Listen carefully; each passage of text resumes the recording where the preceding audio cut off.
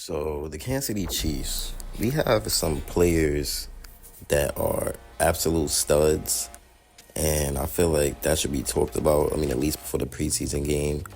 Right now, while I'm shooting this, it's 1 o'clock Eastern time, and our preseason game is in about 6 hours. So we're gonna get to see the players that we're interested in, such as Nico Remigio, Xavier Worthy. I'm pretty sure. Justin Ross, Rees-Zammit. We should be able to see all of those guys in preseason, but what's going to be interesting is to see how Andy Reid utilizes them throughout the preseason. I'm expecting a huge preseason from these guys, to be honest with you. I'm expecting Justin Ross to have a good game. I'm expecting Rees-Zammit to, get used to the game of football. I'm expecting Xavier Worthy to make some pretty good plays. So I'm pretty excited for the preseason game that's coming up. I mean, it's only in 6 hours, so that'll fly by before you know it, to be honest. But I really, really can't wait to see what all these guys do. I feel like it's going to be interesting for sure, and it's going to be very good to watch. So it's going to be some players that we should watch throughout the Kansas City Chiefs preseason, and it's 4 of them. Not my name. Well, I'm going to name more, but first, we got the offensive tackle, Kingsley, Suamataia. So when the Chiefs selected him on the second night of the 2024 NFL Draft, there was obviously always a chance that he would be the week 1 starter at left tackle, because we don't really have a starter at left tackle right now. I mean, Wanya Morris, he's not nothing crazy. He's just as unexperienced as Kingsley, to be honest. And then Donovan Smith, we didn't re-sign him. So heading into the first preseason game, Kingsley is the front runner to be the left tackle, if not already having a position locked up. So we should definitely see what he does in the opening preseason game. The first thing we'll see is how long he plays. So Andy Reid said the starters will play the first quarter, which means they will only play 1 drive. That's what Andy Reid means. Andy Reid always says that, and then they always end up playing only 1 drive.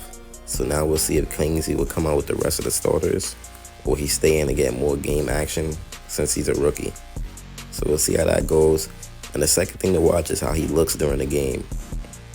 They said that he's progressed from the beginning to now, so he should definitely have some confidence heading into this preseason game. Then we got Deneric Prince, who during last summer's training camp, Prince was a fan favorite. He was a standout on the field. I mean, I thought he would make the roster. Obviously, he didn't make the roster, because his practice performance didn't translate to the preseason games. He was on the practice squad for the entire 2023 season. Now, this time in training camp, it seems like Prince may even be pushing Clyde Edwards-Helaire for the backup running back role, and his play throughout the preseason could determine if he cements that, or if the Chiefs may need to look somewhere else for help at a reserve running back spot. So he has a second chance to make it right. And he has a second chance to make up for his mistakes from the last preseason. Then the third player that we're going to be looking at is Felix Anudike-Uzomah. So Anudike-Uzomah's rookie season was pretty underwhelming. I mean, he only played 225 snaps throughout the regular season, and playoffs combined, with 61 snaps coming in a meaningless Week 18 game.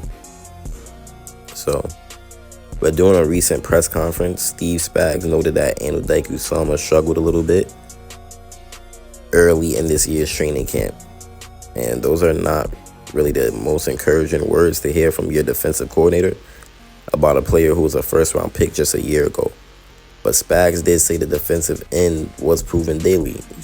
He's improving daily, And Charles O was recovering from a torn ACL. So Uzomah's the first defensive end off the bench for the Chiefs to start the season. And he may not get much run against starting tackles throughout the preseason, but his play against the backups could definitely, tell where he stands and his development. And if he's consistently getting pressure, then that would be very good right there.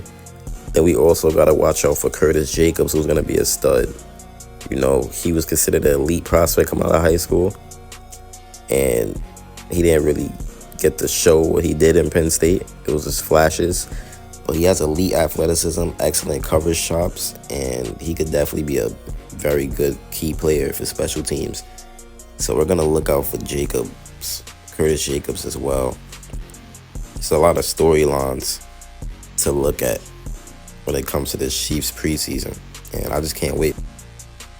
Now, there's questions to be had about Rees-Zammit, obviously. So the Chiefs, they took their chance on Rees-Zammit, which we know. And there's never really been an NFL player quite like Rees-Zammit. I mean, there's a mysterious and intriguing type of aura that surrounds this guy, who's literally never even played an official down of football in his life. And he's speedy. Chiefs took a chance on him because of his speed and his athleticism and his potential. Heading into training camp, the buzz began to build surrounding Rees-Zammit because he became known as a workout warrior on social media because he's been working out a lot. He was going crazy with the workouts, making sure he working out every single day, you know. And after working out with Bobby Schroep, who's obviously known as Patrick Mahomes' personal trainer, Rees-Zammit was starting to get even more and more hype. In training camp, he's been working with the running backs. He's been getting reps on special teams. I mean, it'll be an uphill battle to get significant snaps at running back in the regular season, but he should definitely get some decent playing time at the position during preseason, and that's what we're looking out for. That's what we want to see. We want to see what Rees-Zammit is going to do during the preseason. You know, we might even get to see some Carson Steele. I just want to see who's going to perform because, you know, every preseason game, it's that one person that performs like a superstar, or they look crazy. Like, they look crazy good. They look absolutely good, you know. So we'll definitely see how that goes in preseason. It's really going to be intense. You know, we got players like Irv Smith Jr., Deneric Prince, Justin Ross, Kadarius Toney, and Scott Moore, who has the most to gain, and they have the most to lose, especially Justin Ross. So we want to see something good throughout preseason out of Justin Ross, and I'm rooting for him, man. I'm really, really rooting for him. How can't you be rooting for Justin Ross right now, knowing that, you know, he's been having all these problems throughout his career with the injuries, and now this is his chance to make it on the team. This is his chance to make things right. So preseason's later on today. I can't wait. I'm gonna also make a video on us bringing back Juju Smith-Schuster, because I was hearing a possibility about Juju Smith-Schuster returning to the Kansas City Chiefs. I wanted to know how y'all feel about that.